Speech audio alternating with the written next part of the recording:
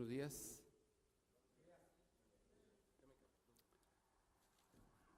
El mayor problema del hombre, ¿cuál cree que sea usted? ¿Cuál cree que sea su mayor problema? ¿De usted? ¿Mío? ¿Cuál cree? ¿Su salud? ¿Las tarjetas? No, no se crea. No las mencionen. No, siempre los hombres tenemos una idea, una perspectiva de cuál es nuestro mayor problema, ¿no? Uno va a los centros de salud, al seguro y ve en urgencias y ve en muchos lugares mucho dolor, mucho sufrimiento, ¿verdad? Pero o ve uno mucha pobreza o droga, asesinatos. No entiende uno cuál es el mayor problema. Pero Jesús, siendo Dios y teniendo solamente 3 años para hacer un ministerio público, Él siempre observó lo más urgente, lo más importante que era para una persona, ¿verdad? Nosotros muchas veces le predicamos a las personas: mira, ven a Jesús y tu matrimonio se va a arreglar. Ven a Jesús y tu economía va a mejorar. Tus dolencias, tu esto, mira, órale. Sí, no está mal, ¿verdad? Que hagamos eso, no está mal. Pero ese no es el mayor problema. El mayor problema del ser humano es su pecado, ¿verdad? Y quiero que observen, vayan a Marcos capítulo 2, del versículo 1 al versículo 12. Quiero que observen con mucho detenimiento, porque la narrativa es muy interesante. Quiero que se imaginen. Bueno, yo les he platicado mucho que nosotros escuchamos novelas por radio. ¿Ustedes escucharon novelas por radio? Bueno, uno se ponía a escuchar la novela por radio y yo digo que los directores eran tan buenos que hacían que las personas que estaban detrás de aquel aparato se imaginaran cosas, ¿verdad? Cómo era aquel pasaje, el paisaje, los personajes, cómo iban vestidos. Y bueno, nos elevamos nosotros en el pensamiento, ¿verdad? Quiero, por favor, que ustedes se transporten a este lugar, cómo era, ¿verdad? Cómo es que, por ejemplo, estaba abarrotada la casa, ¿verdad?, de personas, cómo Jesús andaba en el desierto y lo regresó, la casa como era, cómo llegaron con este paralítico. Todo eso se lo imaginen, ¿verdad?, para que se metan en la escena. Ya tienen capítulo 2, versículo de 1 al 12, ¿verdad? Bueno, vamos a orar para dar inicio. Oremos. Señor, te damos gracias por tu palabra, gracias por este tiempo que tú nos dedicaste en la tierra, Señor. Fue tan valioso, tan efectivo tu ministerio que diste siempre al clavo cuál era lo más importante para nosotros, Señor. Y realmente lo más importante para un ser humano como nosotros es el perdón del pecado, Señor. Eso es lo más determinante de estar o no estar contigo, Señor. Bendice este tiempo en el nombre de Cristo Jesús. Amén. Bueno, el problema más grande de la humanidad se llama pecado. Y no solamente pecado. El problema de la humanidad es el pecado perdonado o no perdonado. En el cielo y en el infierno va a haber personas con pecado. No fueron mejor unos que otros. Los que estamos en el cielo somos personas que Cristo nos perdonó el pecado. Y los que están en el infierno son personas que Cristo no perdonó su pecado. ¿Sí? No tienen los pecados perdonados, por eso están allá. La Biblia habla enfáticamente de esto y el medio de la salvación es solamente Cristo Jesús. Esto el Señor Jesús en todo su ministerio lo dejó muy, muy claro.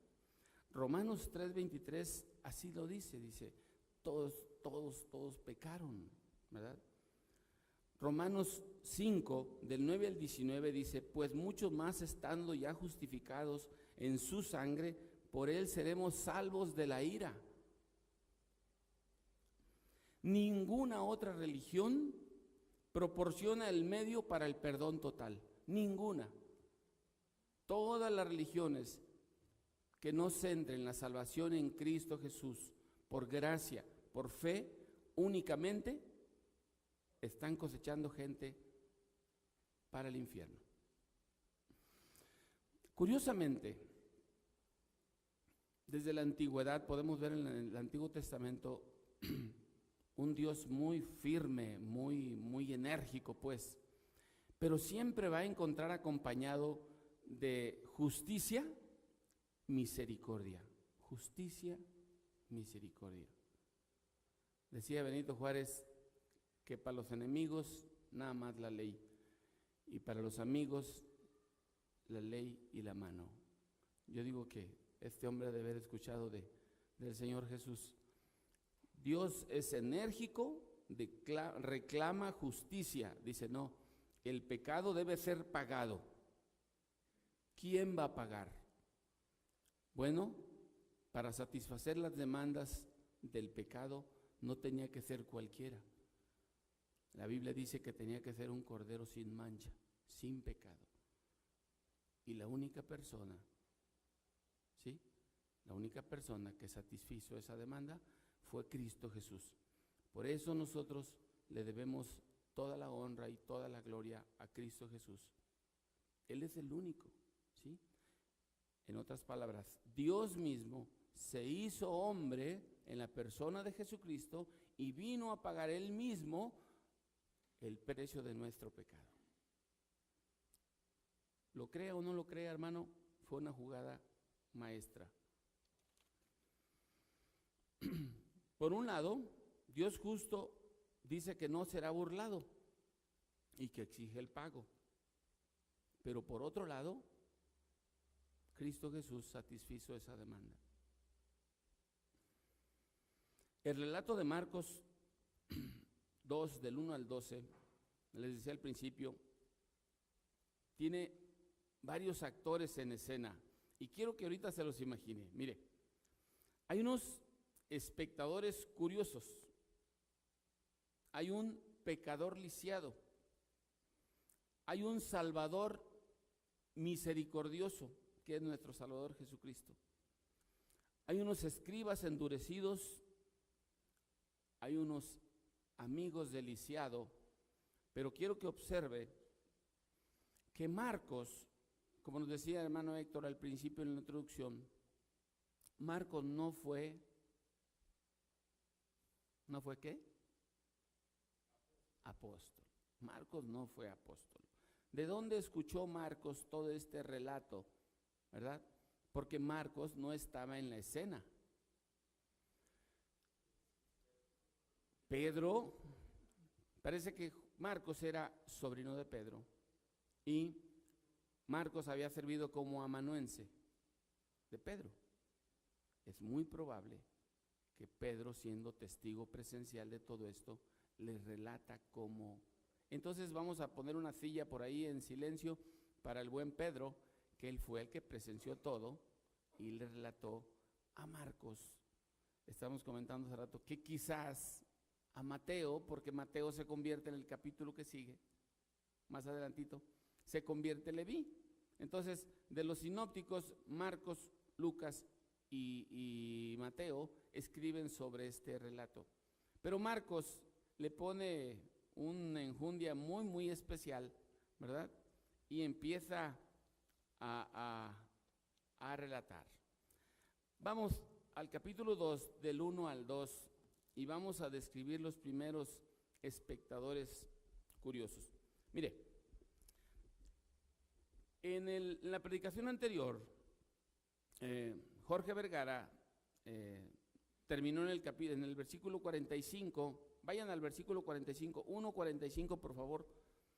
Dice, pero el leproso, pero oído él, comenzó a publicarlo mucho y a divulgar el hecho, de manera que ya Jesús no podía entrar abiertamente en la ciudad, sino que se quedaba fuera en los lugares desiertos y venían a él de todas partes.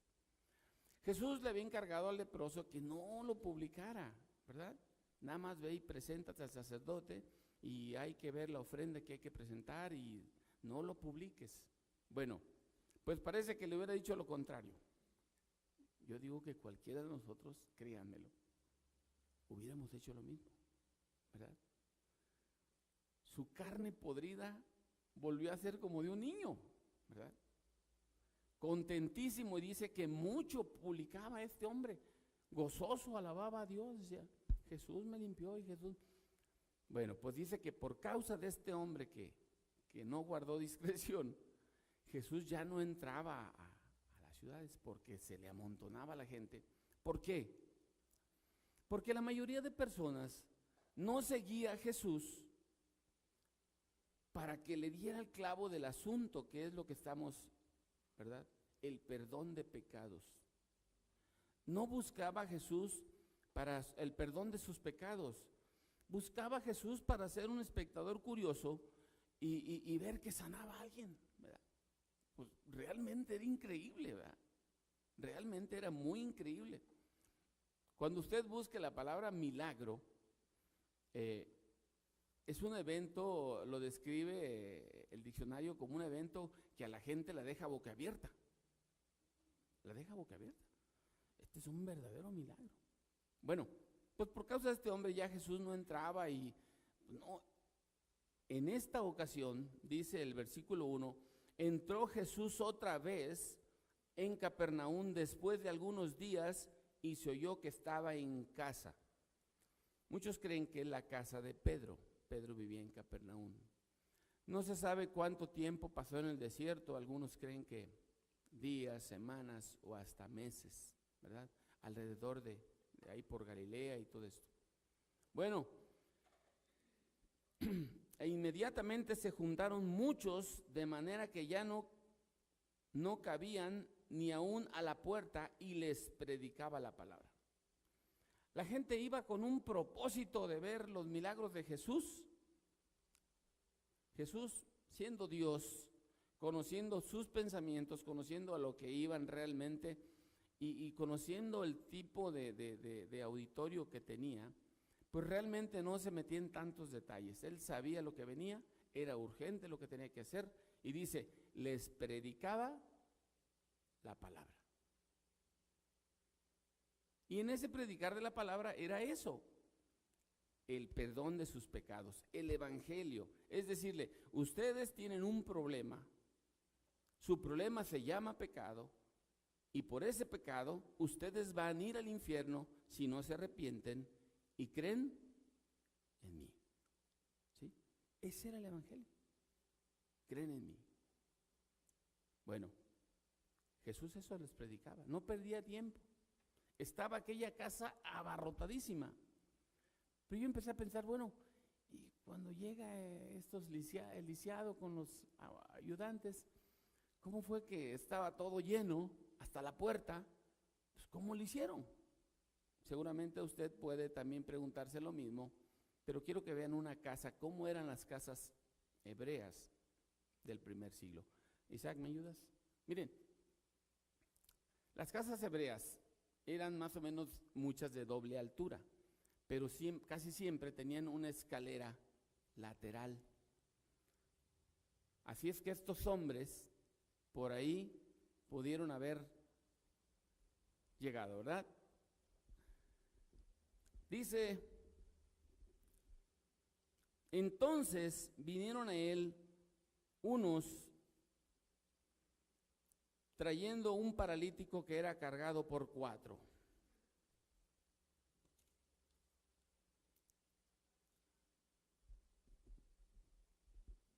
Muchos curiosos lo seguían, pero no para buscar su perdón, más bien para buscar los milagros. Aún así, él les predicaba la palabra. un evangelio sinóptico también de Lucas, capítulo 5, versículo 17, dice que allí estaban sentados fariseos, doctores de la ley, los cuales venían de todas las aldeas de Galilea y de Judea y Jerusalén. Lucas dice que, además dice, y el poder del Señor estaba con Cristo para sanar. Bueno, los fariseos, los escribas, los doctores de la ley, eran personas que andaban siguiendo a Jesús en todo su ministerio, en todo. Vamos, el prieto en el arroz, en todas las discusiones, eran casi originadas por estos personajes. Lo andaban siguiendo, ¿verdad? Seguramente había sido dada una orden de seguirlo y cazarlo en el error. Encuéntrenle, pregúntenle, pruébenlo, tiéntenlo, háganle, píquenle acá y ya andaban. Bueno, Lucas nos dice que ahí estaban sentaditos en la sala estos personajes.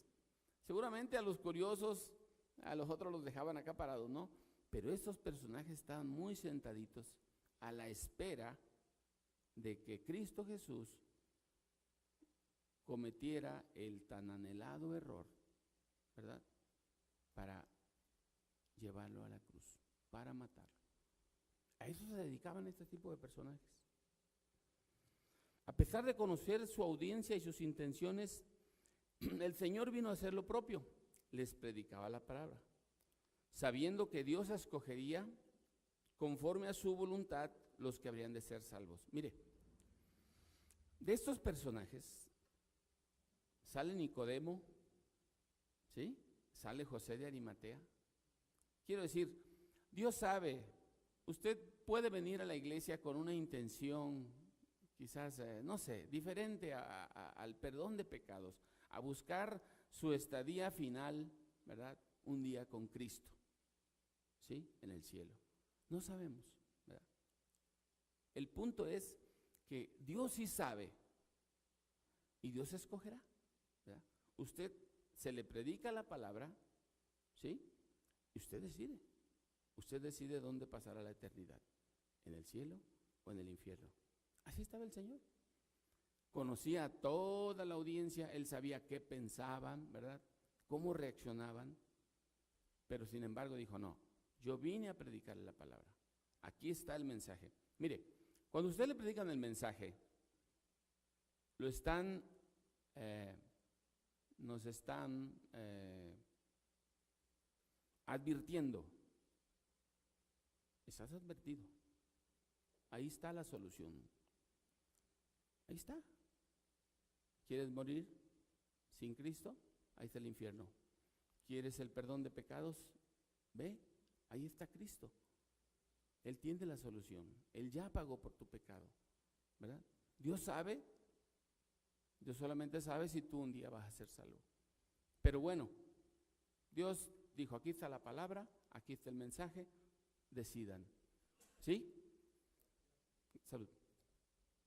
Muchas personas no creyeron, hermanos, no creyeron, ¿sí? Pero sin embargo, Dios cumplió a lo que venía y ahí está. Y José de Arimatea en su muerte y Nicodemo se convirtieron a Cristo. No se dice más de estos personajes, pero se dice que se convirtieron a Cristo, fueron salvos, ¿sí? Quizás aquí no dice que estos doctores de la ley hubieran sido José de Arimatea, quizás, o Nicodemo, no sabemos, no dice. Pero sin embargo, Cristo les predicó la palabra.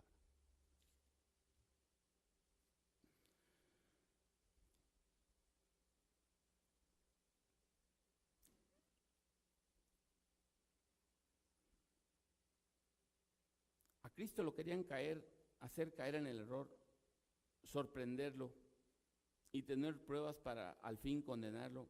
Y vaya que por esta razón, hermanos, escuchen bien, por esta razón de perdonar pecados, de hacerse igual a Dios, lo llevaron a la cruz, por eso lo mataron. Ahora tenemos en la escena al paralítico. Este personaje, su boca, sus oídos, su vista, le funcionaban bien.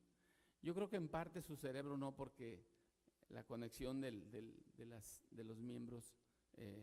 No conozco mucho de esto, pero Pedro nos puede asesorar aquí.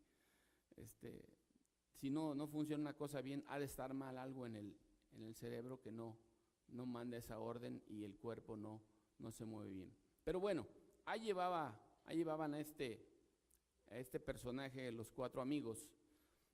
No sé si lo llevaban para que ya no los molestara más o no sé, ¿verdad? Total que eran amigos de él, ¿verdad? Llévenme porque oyó que estaba Jesús ahí, llévenme. Pero cuando llegan estos hombres, estaba todo abarrotadísimo. ¿Y ahora? ¿Cómo le hacemos? Pero este amigo quiere verlo. Y estos amigos eran muy osados, muy osados.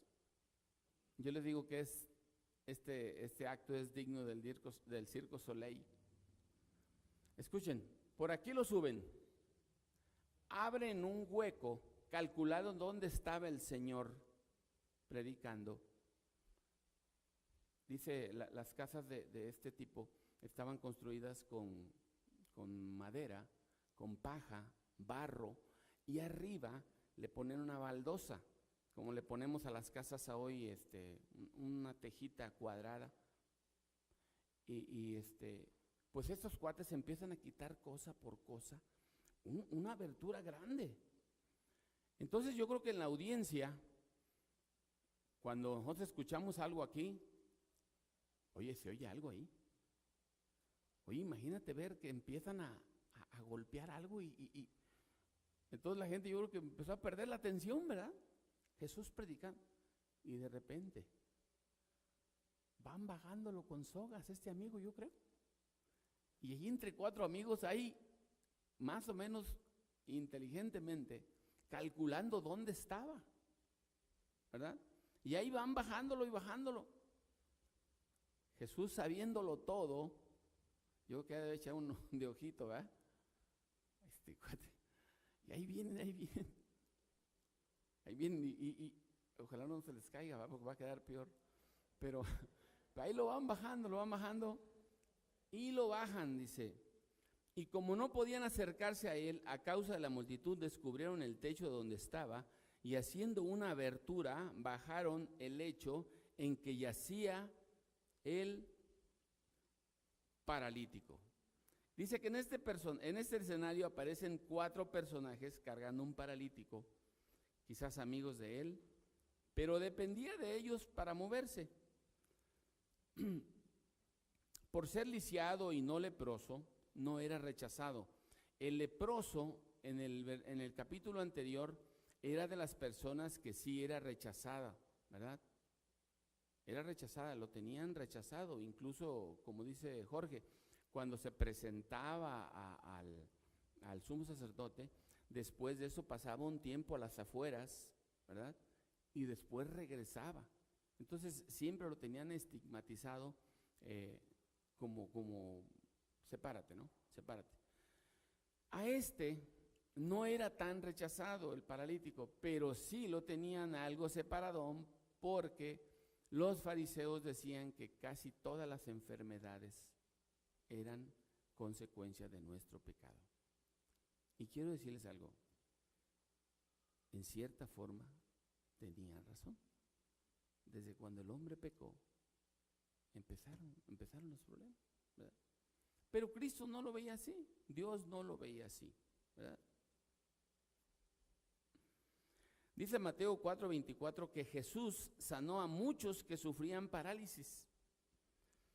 Pero de los 3 evangelios, estos centran su atención en este caso, no solo por lo intrépido de los amigos, sino por lo que Cristo hizo en su cuerpo y en su alma. Dice que cuando llegaron, se encuentra con un lugar abarrotado en la entrada y al verse impedidos, según Lucas 5:19, idearon un agresivo plan para subir por el tejado, hacer un agujero y bajarlo a la altura donde Jesús enseñaba. Sin embargo, sin duda fue digno de admiración. Ya vieron el tipo de construcción que era y cómo lo bajaron. No es el tipo de nosotros de construcción, pues no podrían hacerlo, ¿verdad? Después de haber hecho esta labor maratónica, de repente en media sala y con aquellos espectadores escuchando, van bajando al lisiado frente a Jesús. Vamos a ver ahorita el Salvador misericordioso. Dice que Jesús, al ver la fe de ellos, dijo al paralítico: hijo, tus pecados te son perdonados. Aquí dice claramente que Jesús vio la fe de ellos, pues los 5, ¿verdad? 5, los 4 que lo cargaban y el otro. Entonces, estos personajes tuvieron fe, ¿verdad? No se nos dice más adelante de ellos, no se nos dice, pero Jesús dirige la mirada a él, dice, mirando la fe de ellos, le dijo a hijo, tus pecados te son perdonados. Y esta palabra hijo, dice que es una palabra como una madre a un hijo, muy fraternal, muy fraternal. Hijo, tus pecados te son perdonados. Este hombre iba con la idea de su parálisis, ¿verdad? Y toda la gente tenía la expectativa de que este hombre iba a ser sanado primero. Pues Jesús dice, no, lo que les decía, el problema tuyo no es tu parálisis. Tú te puedes morir ahora mismo, ¿verdad? La Biblia dice que seremos resucitados en un cuerpo glorificado. Usted ya no va a estar paralítico, ni ciego, ni nada. Un cuerpo perfecto. Tu problema no es ese, aunque tú lo veas así, aunque la audiencia lo vea así. Tu problema es tu pecado. De eso depende tu estadía en tu viaje final, el infierno o el cielo. Ese es tu verdadero problema. Mire, nosotros estando en esta vida, muchas veces perdemos la idea de qué es lo más importante. Y cuando le pase así, o cuando nos pase así, de veras, vayamos a un lugar, a un hospital, y veamos gente con problemas terminales.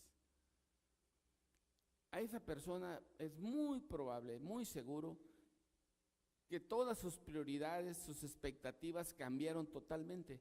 Su prioridad es una sola, aunque no lo vea. ¿Dónde voy a pasar la eternidad? Mi problema no es que voy a morir, yo sé que pronto voy a morir, dice. Mi problema es dónde voy a pasar la eternidad. Y ahí está luchando con esa cosa. ¿Dónde voy a pasar la eternidad? Y ese es nuestro problema, ¿verdad? Gracias a Dios que Cristo Jesús vino y murió por nosotros, ¿verdad? Entonces, tu problema no es tu parálisis. Tus pecados te son perdonados. Dice que fue evidente el motivo y el anhelo del paralítico de volver a caminar, era evidente. Pero Jesús percibe más allá de esta enfermedad y le dice esto: tus pecados te son perdonados. Oye, el paralítico de momento dijo, oye, pues yo no venía a esto, ¿verdad? Realmente no venía a esto. Yo lo primero, lo más importante para mí es caminar. Tus pecados te son perdonados. Mateo 1:21, hermanos, dice que la razón de la venida de Jesús fue, ¿se acuerdan? Cuando le da las nuevas a la Virgen María, ¿qué le dice? Y Él salvará a su pueblo de sus pecados, ¿sí? Eso es a lo que vino Jesús. No vino realmente, o sea, los milagros que Jesús hizo, porque escuche bien, son un porcentaje muy bajo, muy bajo en comparación con todos los que murieron y estaban enfermos. Pero estos eran autenticación de su deidad. Esto era, ¿sí? Esto era una autenticación de que Él era Dios. No realmente venía a alimentar gente, ni a sanar esto, no, realmente no. Su propósito principal, por eso el tan corto tiempo, era perdonar pecados. Él vino a morir en la cruz, derramar su sangre, resucitar, ¿verdad? Ese era el mensaje principal. Y tristemente, mucha gente perdió de vista esto y se iba por los milagros, se iba por comer. Y Jesús les dijo, ustedes me siguen porque les doy de comer, les digo. No, esa no es. Por eso decía en el versículo 45 que entraba de noche, que se quedaba en el desierto. Pues estos cuates, o sea, no entienden cuál es el propósito principal. El propósito principal es que tienen un problema mayor que se llama pecado. Y pecado no perdonado. Ese es su problema realmente. Segunda de Corintios dice que los pecadores somos reconciliados con Dios por medio de Cristo. Hechos 10:43, el apóstol Pedro le dice a Cornelio, todos los que en él creyeren recibirán perdón de pecados en su nombre, por gracia. El enorme distintivo de todo el sistema,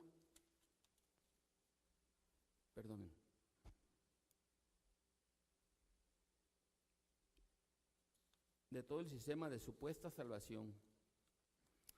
Dice, al ver Jesús la fe de ellos, Cristo, viendo más allá de su fe sanadora físicamente, ve que este hombre con sus amigos creen más allá que él solo lo sanará físicamente, sino que él podía sanar su alma. Este tullido, para recibir el perdón de pecados, debió verse como un pecador culpable, discapacitado e imposibilitado. Mire, si nosotros no vamos a Jesús como este tullido, no vamos primero a buscarlo, después a saber que somos pecadores, que estamos inutilizados para llegar al cielo, no va a haber perdón de pecados. En otras veces les he comentado que usted va con un doctor y no le dice nada, pues le pagará la consulta gratis, no le va a ayudar. El doctor necesita saber de su boca qué es lo que tiene y cómo se siente, y se siente enfermo, por supuesto, ¿verdad? Este hombre fue así, ¿verdad?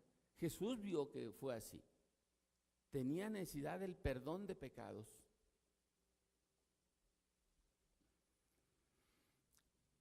Cuando el Señor ve su fe, dice, tus pecados te son perdonados. Mire, cuando dice tus pecados son perdonados, busque por favor el Salmo 103:12 para que vea cuál es la idea de tus pecados te son perdonados.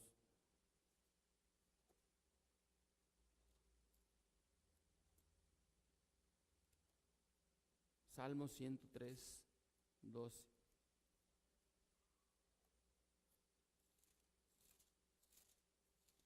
¿Ya lo tiene?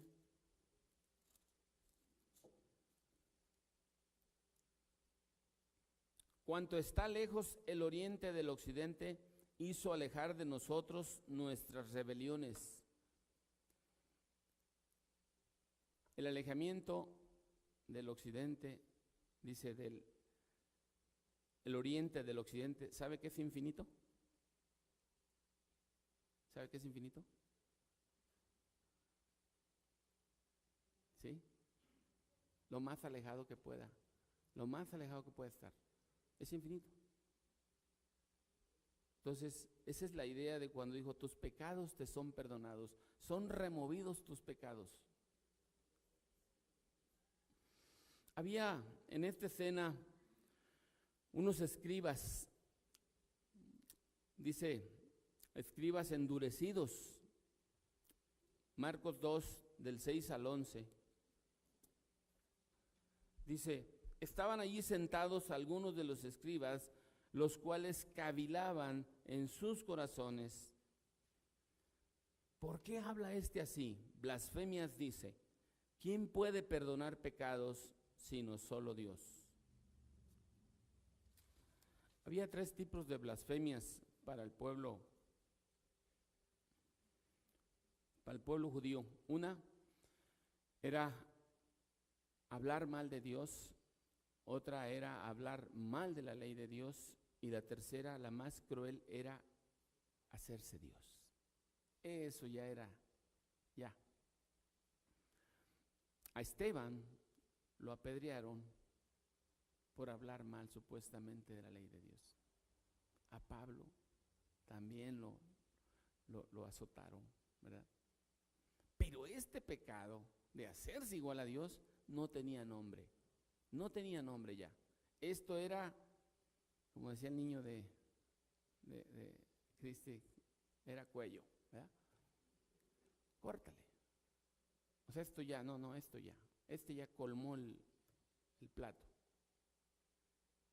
Y Jesús había dicho. Pero esto dice que cavilaban en sus corazones. Entonces, yo veo que cuando un mensaje se predica, cuando el evangelio se predica, la gente tiene esas dos opciones. Una es decir, sí es cierto, yo soy un lisiado, necesito a Cristo, necesito el perdón de pecados realmente. Y dos, es pensar mal y endurecer el corazón, ¿verdad? Esta era una actitud de estos hombres, endurecieron su corazón.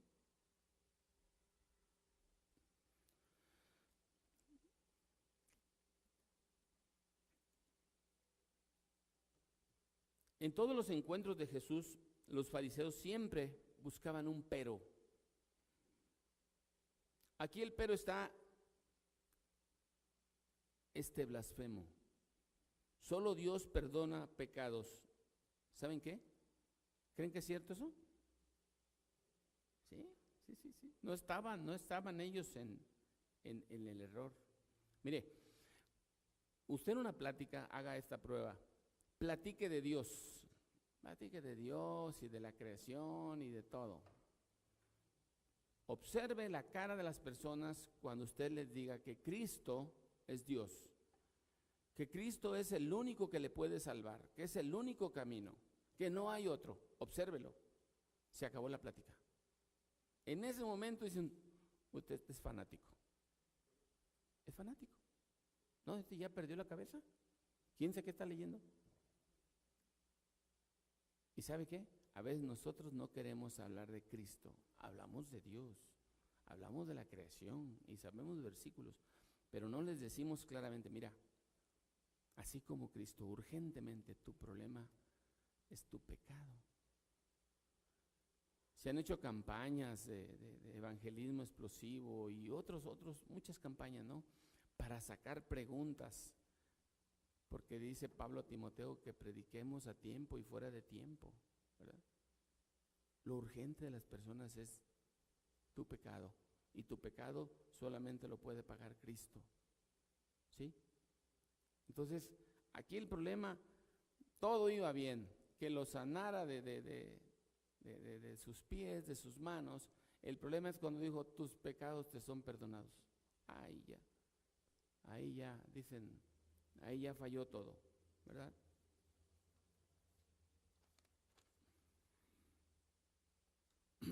Debido a este reclamo de autoridad, o sea, de ser Dios, lo condenaron por blasfemo. La blasfemia para los judíos, ya les dije, era hablar mal de la ley de Dios, el hablar mal de Dios, o era hacerse como Dios. Frente a estas acusaciones, Jesús demuestra de tres formas que era Dios, ¿verdad? Si usted me dice que es mecánico y yo le doy mi carro descompuesto y usted no lo arregla, pues usted dirá que es lo que sea, pero no es, ¿verdad? Entonces, Jesús no revira, Él no dice nada. Cuando dicen solamente Dios puede perdonar pecados, efectivamente.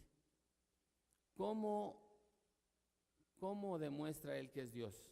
Primero, ¿qué dice? ¿Cómo supo sus pensamientos? Y supo Jesús lo que pensaban. Él dice, ¿por qué caviláis en vuestros corazones? ¿Por qué caviláis? ¿Sí? Esa es una muestra de que era Dios, ¿verdad? Otra, no se los refutó. Dijo, no hay problema, yo lo voy a probar. Jesús puede haber dicho al paralítico, tus pecados te son perdonados, pero esto es una cosa que usted no puede ver. Si yo le digo a Arturo, mira, Arturo, tus pecados te son perdonados en Cristo Jesús, y él dice, lo creo, ¿Cuál va a ser la muestra de que su vida fue transformada? ¿Cuál? Sus hechos. Sus hechos. ¿Sí? Esa va a ser la muestra. Jesús lo dijo de otra forma, ¿verdad? Por sus frutos los voy a conocer. Pablo, ¿qué dijo? Así que ruego por las misericordias que presentéis vuestros cuerpos en sacrificio vivo, santo, agradable a Dios, que es vuestro culto racional. ¿Sí? Dice Arturo, yo no entiendo. A ver, ¿cómo? Bueno, perdón que te utilice de ejemplo, Arturo. Arturo, cuando esté haciendo una cosa mal, él va a saber si es hijo de Dios o no es hijo de Dios. ¿Sí? Está bien sencillo. Este radiador le puso 100 pesos y le cobró 4,000. Y le dijo al dueño que le había reparado todo y no más. ¿Sí? Pero si él dice, no, yo cobro lo justo por mi trabajo, es tanto. No le voy a mentir. Está haciendo lo correcto. ¿Sí? Y cualquiera de nosotros podemos saber si realmente somos hijos de Dios. ¿Sí? Por nuestros frutos. Es una cosa que no se podía comprobar primero el perdón de pecados en forma de que ellos lo pudieran ver. ¿Cómo comprobó Jesús? Le dijo, sí, quieren ver que realmente que es más fácil, les dijo. O sea, como diciendo, ¿qué es más notorio? A ti te digo, levántate. ¿Qué le dice después? Toma tu lecho y anda. Toma tu lecho y anda. Un paralítico, hermanos, fue realmente impresionante. Yo tengo una hermana que está malita de su pie. Salió después de nacida, no sé por qué razón, algunos dicen que fueron vacunas, pero le pegó polio. No le hicieron menos de 15 operaciones, hermanos. Era un sufrir para la familia, sobre todo para mi madre, pues. En Estados Unidos también, porque por allá anduvieron, le hicieron otras operaciones, realmente le ayudaron mucho, pero su pierna nunca se corrigió. Ella traía un zapato especial y un aparato hasta la cintura primero. Entonces, era una cosa pesada, ¿verdad? Mi hermana jugaba, pero con su pie, lo arrastraba. Y bueno, pues mi hermana tiene un año menos que yo y sigue con su problema. Y fue un show porque su pie es más corto, todo es un show, hermanos. Entonces, este hombre paralítico de los brazos y los pies, pues se levanta. Lo más admirable de todo es que no ocupó terapia. Fue impresionante, realmente. Mi papá tiene un mes de operado, 22 días, y ayer me estaba comentando que todavía le dolía, que tenía que ir a terapias. No sé si lo meten en agua caliente o bicicleta, no sé. Pero no es fácil, hermano. Esto fue una reconexión milagrosa desde el cerebro hasta todos los tendones, nervios, todas las cosas sensibles de su cuerpo. Es muy probable que este hombre no sabía caminar. No sabía caminar, ¿verdad? Quizás hasta se sintió medio mareadón. Pues tantos años, ¿verdad? Pues agarra su lecho y patas, ¿para qué te quiero? Vámonos, ¿verdad? Contentísimo. ¿Usted no estaría contento? Esta fue la tercera evidencia. ¿Sí? Ahí está. ¿No crees que yo perdono pecados? No. Ahí está. Ahorita te lo voy a demostrar. Escuchen, ahí estaba. Ya tenía perdonado sus pecados. Pero después, ¿qué le dice? A ti te digo. Como a Lázaro. ¿Te acuerdan de Lázaro? Lázaro. Sal, ven fuera. A ti te digo, levanta, toma tu lecho. Levántate, toma tu lecho y anda. Esto fue impresionante. Dice Lucas, usa una palabra que se llama phobos. Dice que la gente quedó tan impresionada de estar en presencia de Dios, hermanos, de Dios. A mí 1 o 2 veces me han asustado, y sentí un miedo, pero no, dormí solo en la casa, mi esposa no sé a dónde se fue, y la casa pues está grande y tiene historias medias de terror. Un miedo, hermano, y ya estaba viejo, no estaba tierno.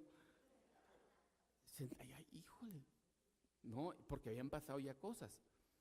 Orábamos en la casa o leíamos la escritura y eso, y recuerdo mucho que había una máquina de escribir, hermanos, todo callado, y se oía tac, tac, tac, tac, tac, tac, tac, tac, tac, y estaba en su funda la máquina. Yo bajé, ay, hijo, que me subo, y luego después digo a mi papá, mira, vale, yo he visto una señora que se mete por ahí el baño de abajo y ahí se pierde, anda de blanco como novia. Ay, y luego Andreita, de chiquita jugaba con niños que no existían. Entonces, todas esas cosas, me daban miedo. Entonces se fueron ellos a Celaya y yo me refundí en el cuarto allá y digo, que cierro la paletería y vámonos a dormir, y que me tapo. Me daba un miedo. Bueno, pues a medianoche sentí que alguien se me subió aquí. Y yo no sabía si estaba soñando o despierto, hermanos, pero sentí un terror, sentí un miedo. Entonces, dice Lucas, que estos personajes, los que estaban ahí expectando, sintieron la presencia de Dios, hermanos. En el Antiguo Testamento se morían, ¿verdad? Y el Señor decía, cuando va a bajar la nube ni se acerquen, porque el que se acerque se va a morir. O sea, era una cosa impresionante. Yo de alguna manera creo que Cristo controlaba todo eso para que estos personajes no se espantaran más de lo debido, ¿verdad? Acuérdense en la transfiguración, ¿verdad? Cuando ven a Cristo transfigurarse, o sea, sí les entró cierto temorcillo, ¿verdad? Bueno, pues dice Lucas cuando escribió, manejaba muy bien el griego. Dice que de los mejores Lucas para el griego, espectacular. Entonces usa esa palabra phobos, como hoy le dicen, le tengo fobia, ya ven, no quiero entrar en... Pero la gente sintió temorcillo, ¿verdad? Dice, perdonar pecados, ya dijimos que era una cosa que no se podía comprobar, ¿verdad? Empíricamente. Pero ver levantarse a un paralítico, ¿verdad? Eso constató que realmente era Dios. Dice, su cuerpo recuperó la sensación, función, fortaleza. No ocupó de veras terapia. A diferencia de los endurecidos escribas y fariseos que negaron a Cristo, a pesar de las evidencias, la mayoría de ellos glorificaron a Dios, aunque en forma superficial. Después buscan ustedes Juan 12:37 y Corintios 1:22. Sobre todo Juan 12:37. Dice que a pesar de todo lo que Dios hizo, lo que Cristo hizo, no le reconocieron. No le reconocieron como su Salvador. ¿Sí? Al contrario, cuando estaban ahí ante Pilato le dijeron, su sangre sea sobre nuestra cabeza y sobre nuestras familias, nuestras descendencias. Y a Jesús le dijeron, no te condenamos por buena obra, te condenamos porque te hiciste igual a Dios, ¿verdad? Entonces este tipo de gente que estaba ahí, como les decía al principio, espectadores, realmente se maravillaban pues de algo digno de admirar, pero no se admiraban diciendo, oye, pues si soy sincero, yo estoy igual que ese paralítico, yo necesito el perdón de pecados, yo necesito a este hombre ya ha comprobado que es Cristo, ya las pruebas las dio. ¿verdad? Pues no. Conclusión. Los milagros, les decía, de Jesús actuaron como señales de autenticación divina. Como hace más de 2000 años, Jesús tiene hoy poder para perdonar pecados. Jesús dijo muchas veces, hermanos, y de muchas maneras, la forma de cómo era Jesús. En Juan dice que en el último y gran día de la fiesta, Jesús se para y dice: el que tenga sed, venga. ¿A quién? Venga a mí y beba. Y de su interior brotarán ríos de agua. Pero el que tenga sed, venga a mí. ¿Sí? Ahí nosotros a veces andamos predicando el evangelio a la gente y le hacemos truco y le hacemos, le ponemos ahí no, mira, no. A veces no hacemos sentir a la gente sed. ¿Sabe con qué le hace sentir sed? Llévelo a la ley. ¿Verdad? ¿Has pecado? La ley dice, eso es la función de la ley, acusarnos, ¿verdad? Ese es el ayo, dijo Pablo, para llevarnos a Cristo. A veces andamos nosotros malbaratando la salvación. La gente no siente sed. La gente no busca a Jesús. La gente busca a Jesús quizás por hablar en lenguas, por prosperidad, por sanidad, por muchas cosas, ¿verdad? Pero no busca a Jesús por el problema mayor de su vida, su pecado. Ese es la misión de Jesús, venir a salvar al hombre de su pecado. Vamos a orar, hermanos. Señor, te damos gracias porque nos dices cuán pecadores somos y cuán necesitados estamos de ti, de tu salvación, de tu única salvación, Señor. Tú eres el único camino, la verdad y la vida. Gracias por tu palabra, gracias por todos estos pasajes que nos muestran lo misericordioso que tú siempre fuiste, aunque no viniste a realmente sanar enfermos y esto, tuviste siempre misericordia de nuestra debilidad, nuestro dolor, Señor. Gracias por tu palabra en el nombre de Cristo Jesús. Amén.